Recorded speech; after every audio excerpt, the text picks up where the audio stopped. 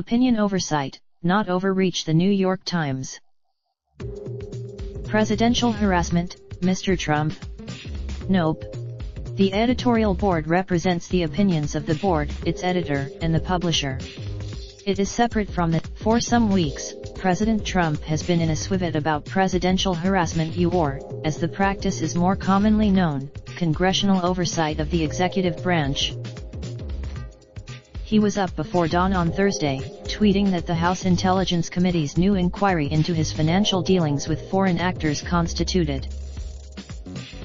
So perturbed is Mr. Trump by any effort to hold him accountable that he used his State of the Union speech to complain of what he called, warning, if there is going to be peace and legislation, there cannot be war and investigation. It just doesn't work. This is precisely how it works, how it has to work, in fact. A president who's, or, as put it in 1973, people have got to know whether or not their president is a crook. The House Speaker, Nancy Pelosi, who has spent much time of late giving Mr. Trump lessons in governing and adulting, moved to clarify the concept. It's not investigation. It's oversight. Exposing corruption and malfeasance in the Trump administration promises to be a heavy lift. But Pelosi not that presidential harassment isn't a real concern. One need only look, and who can forget the multi-year investigation of the 2012 terrorist attack in Benghazi, Libya? The House Democrats face the same temptations to overreach, though many of the new committee heads say they learned from the excesses of their Republican predecessors. Thus the decision. Still, it makes sense for Mr. Trump to be antsy about the strange, new experience of being held accountable. At least he can take who is scheduled next month to testify about whether he lied to Congress regarding his role in adding a citizenship question to the 2020 census.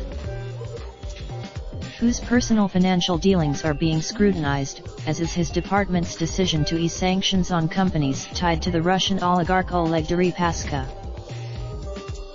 who grudgingly trudged up to Capitol Hill on Friday to discuss the peculiar circumstances of how he came to be in charge of the Justice Department and, specifically, of the Russia probe, which he has openly criticized.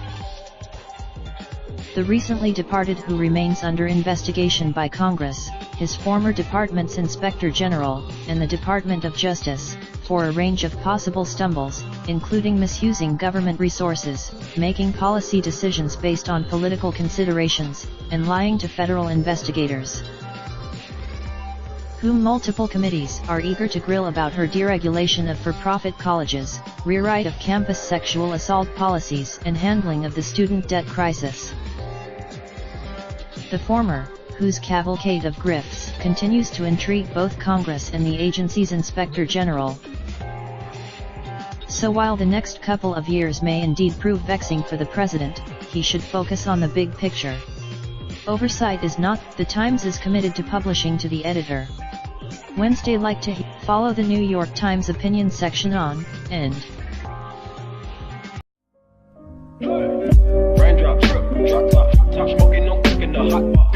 Fucking on your bitch, yeah, that. Looking up, open the park pot.